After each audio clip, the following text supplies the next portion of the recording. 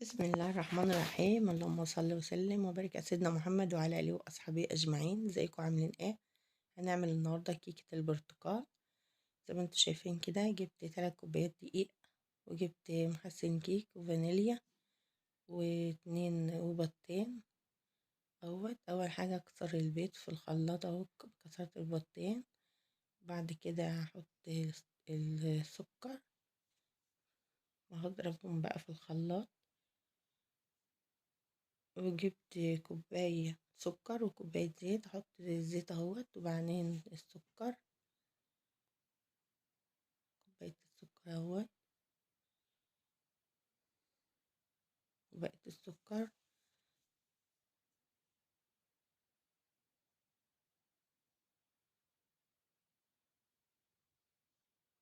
وضفت المحسن الكيك على الدقيق اهو. ضفت محسن الكيك على الدقيق وهضرب بقى الزيت. هضرب الزيت مع العصير مع البيض مع السكر مع الفانيليا، كل ده اضربه في الخلاط اهوت مع بعض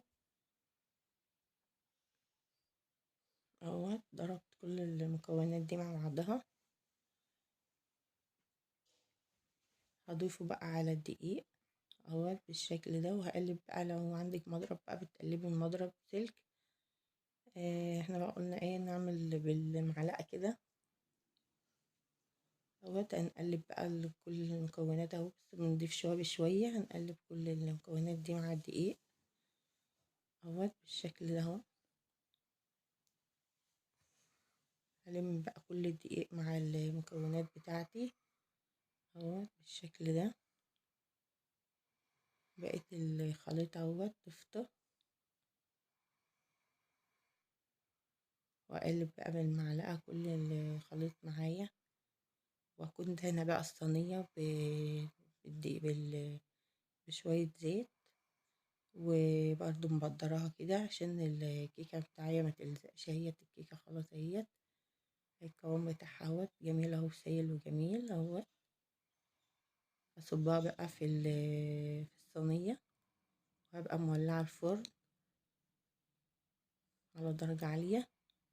هولع الأول من تحت، وبعد ما الكيكة ترفع لفوق كده هبقى اولع من فوق ومن تحت عشان اديلها لون بقى من فوق. وهختبرها بقى بالسكينة في الاخر، مش هفتح على الفرن عشان ايه الكيكة ما تهبطش مني. بعد ما وشها يحمر بقى اطلعها اهوت. خلصت بقى كل الخليط. اهز بقى الصينية عشان اطلع منها الهواء. كنت ضايفة في الخليط اللي ضرباه في الخلاط معلقة خل صغيرة، عشان معلقة الخل بتخلي الكيكة هشة وجميلة وما بقاش فيها هوا اهوت. اهزها بقى كده، هزها بالشكل ده اهوت عشان اطلع منها اي هوا اهيت. لازم تهزيها كده اهوت بالشكل ده.